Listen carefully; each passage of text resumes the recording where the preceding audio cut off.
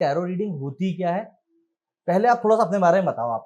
आप भोपाल से हैं? Yeah, I am from Bhopal. I do tarot reading. I perform spells as well. I do जादू perform, टोना भी करते हो? थोड़ा हाँ। बहुत, but not in negative sense. आपकी शादी तय हो गई है ना?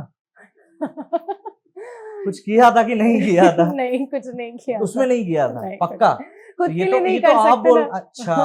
हाँ, वो होता है ना कि आप खुद के लिए जादू करोगे तो हाँ। आपको दिक्कत हो जाएगी। हाँ, फैमिली में आता है। हाँ। और हम खुद के लिए नहीं परफॉर्म कर सकते हैं क्योंकि हम पार्शल हो जाते हैं। Even in terms of reading also हम खुद के लिए रीडिंग भी नहीं कर सकते। अच्छा। लोग करते हैं, ऐसा कहा जाता है कि 100 में से 1% लोग ही खुद की रीडिंग कर सकते हैं। तो जब मैंने अपना करियर स्टार्ट किया था तो स्टार्टिंग में मैंने खुद पे ही एक्सपेरिमेंट किया था सारा। हाँ। चाहे आप स्पेल्स कह लीजिए, हीलिंग कह लीजिए, या आप रीडिंग कह लीजिए। हाँ। मैंने हर चीज खुद पे ही एक्सपेरिमेंट की थी, जस्ट टू चेक कि भाई रियलिटी में इट वर्क्स और नॉट, और किस वे में वर्क करता है। तो मुझे ओवरऑल 2 इयर्स लगे, एक तो कार्ड्स की ही रिसर्च में, and then spells, healings, deities और एंजल्स, जिनसे भी हम कनेक्ट करते हैं, उन सब के बारे में हमको मतलब जानने में कम से कम 2 साल मुझे ही लग गया।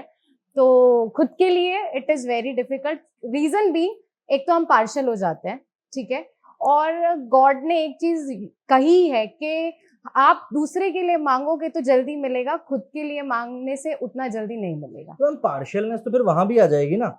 मान लीजिए मुझे किसी के ऊपर कुछ स्पेल करवाना है, वो इंसान उसमें इंटरेस्टेड नहीं है। हम रिलेशनशिप की अगर बात करें तो वो इंटरेस्टेड नहीं है, और मैं अगर ज्यादा इंटरेस्टेड हूँ, वन साइडेड है, तो वो भी तो फिर पार्शियल हो जाएगा ना। वन साइडेड केसेस में अगर कोई एक जेन्युइन हीलर या स्पेल कास्टर होगा तो वो परफॉर्म नहीं करेगा, ठीक है। और जिन्हें सिर्फ पैसा कमाने से मतलब होगा तो वो आपका कोई भी काम ले लेगा, और चाहे वो वर्क करे या ना करे, वो लेके काम करने का बोल देगा। बस डिफरेंस इतना है। तो जो जेन्युइन होगा वो नहीं लेगा इन केसेस। आपका इंटरेस्ट कैसे डेवलप हुआ? मतलब किसी को करते देखा था या क्या हुआ? नहीं, सी लाइफ ऐसी है कि जो रियल टैरो रीडर्स हैं, और आज के केस में तो ऐसा है कि हर 2 दिन में इंसान टैरो रीडर बन के बैठ रहा है। भरोसा ही नहीं कर पाता किसी पे। हाँ, क्योंकि जेन्युइनिटी पहचानना बहुत मुश्किल है। ठीक है। तो टैरो रीडिंग या स्पिरिचुअलिटी जिसे हम कहते हैं, वो हर इंसान के अंदर अपने आप नहीं आती।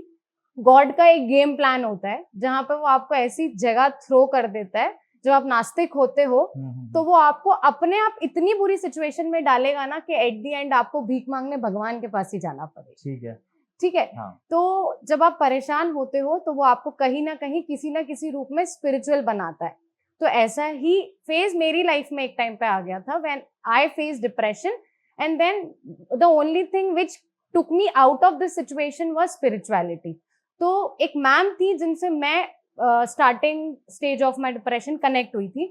तो उनने मुझे चीजें समझाना चालू की थी कि ऐसा हो रहा है, this is the reason, this will take you out. And मैंने उनके हम बोल सकते हैं कि मार्गदर्शन में हमने वो चीज फॉलो करना चालू करी। एंड जब मैंने वो चीज फॉलो करी तो वो मुझे खुद में चेंजेस दिखने लगे।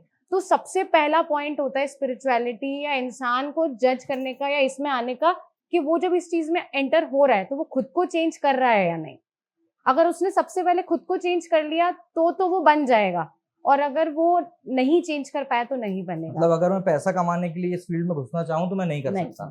मतलब पीपल आर मेकिंग मनी, ठीक है, people are making money, but उसका क्या एक कंसेप्ट है कि उन्हें आज स्टार्ट किया, ठीक है, तो वो पैसा कमाया 1-2 महीना बहुत अच्छा किया, और चौथे महीने उनको फिर हिट पड़ेगा गॉड की साइड से कि तू मेरे ही नाम पे काला कर रहा है। ठीक है। तो ये वहां पे फिर एंड हो जाता है। तो फिर आपने कैसे इसको स्टार्ट किया? आपकी मेंटरशिप समझ में आ गई? हाँ, मेंटरशिप समझ आया। उसके बाद क्या हुआ कि जब मेरा ये फेज था तो मेरे को पॉकेट मनी नहीं मिलता था, I was not earning, but I was having a rough idea about cards, और गूगल पे ऑब्वियसली पिक्चर्स अवेलेबल होते हैं। तो मैंने कार्ड शीट लेकर के, कार्ड्स नहीं अफोर्ड कर पाने के चक्कर में मैंने कार्ड शीट पे कार्ड्स पेंट किए। इतने महंगे आते हैं ये कार्ड? नहीं, बहुत सस्ते आते हैं, बट उतना भी नहीं था। अच्छा, ठीक है। हाँ। तो मैंने उसको पेंट किया और मैंने उसको प्रैक्टिस करना चालू किया। तो मैंने खुद के लिए चालू किया, देन मेरा ब्रदर है, ब्रदर के फ्रेंड्स, बच्चे मतलब घर आते थे तो ब्रदर मेरी प्रैक्टिस कराता था। अच्छा, आज इसका चेक करो, आज उसका चेक करो। एंड एक पॉइंट आया, मुझे ऐसा लगता था ठीक है मैं तो अपना रिसर्च कर रही हूँ, बट एक स्टेज के बाद ना बच्चे आके बोलने लगे, मेरे लिए तो बच्चे हैं, खैर बड़े बच्चे हैं, कॉलेजेस में हैं, करियर ओरिएंटेड है, आके बोलने लगे कि दिया आपने ऐसा ऐसा बोला था और ऐसा ऐसा हो गया, एज इट इज हुआ। तो मुझे अंदर से कॉन्फिडेंस बिल्ड हुआ कि शायद I am going on a right track. ठीक है, तो ये चीज हो गई। फिर भी ऐसा था कि मेरा फाइनेंशियल स्टेज नहीं सही हो रहा था, तो मेरी एक और मैम थी, उनने मुझे ये सजेस्ट किया कि why don't you join a app, जो आजकल बहुत ज्यादा ट्रेंडिंग में है, आप ऐप क्यों नहीं ज्वाइन करते, वहां से तेरा प्रॉब्लम भी सॉर्ट हो जाएगा, तेरा एक्सपीरियंस और बढ़ते जाएगा और तुझे ह्यूमन बिहेवियर समझ आएगा। Then I join the most famous app Astrotalk. It's been 3 years, मैंने उसको अब छोड़ भी दिया है। तो वो मैंने ज्वाइन किया, तो उनने मुझे कहा कि करके देखो, और जब वो चीज रियलिटी में बदलने लगी, मैं लोगों को हेल्प करने लगी। और सबसे स्टार्टिंग तो मेरा एक पॉइंट दिमाग में था, जब मैं 2 साल कर रही थी, मैं फ्री रीडिंग्स देती थी, क्योंकि जब मेरा जो स्टेट था उसमें मुझे किसी ने फ्री रीडिंग नहीं दी, और उस टाइम पे मुझे जो चीज रिक्वायर्ड थी दैट वाज कि मुझसे कोई बात करे, मेरी प्रॉब्लम सुने और मुझे उसका सोल्यूशन दे दे, बस मुझे जज ना करे। तो वो चीज मेरे अंदर आ गई थी कि यार पीपल डू दिस अलॉट, अब मुझे लोगों की हेल्प करना है। I will not earn money, but मैं लोगों को जो इसी चीज से फेस से गुजर रहे हैं उसको मैं हेल्प कर पाऊँ, और मैंने वो चीज स्टार्ट कर दी थी। तो मेरा मोटिव सबसे पहला यही था कि मुझे लोगों की हेल्प करनी है, उन्हें सोल्यूशन देना है, उन्हें गाइड करना है कि दारू सिगरेट ये जो आप सहारा ले रहे हो, या आप साइकेट्रिस्ट के पास जाकर के एंटी डिप्रेसेंट्स का सहारा ले रहे हो just to come out of this situation, is not at all valid.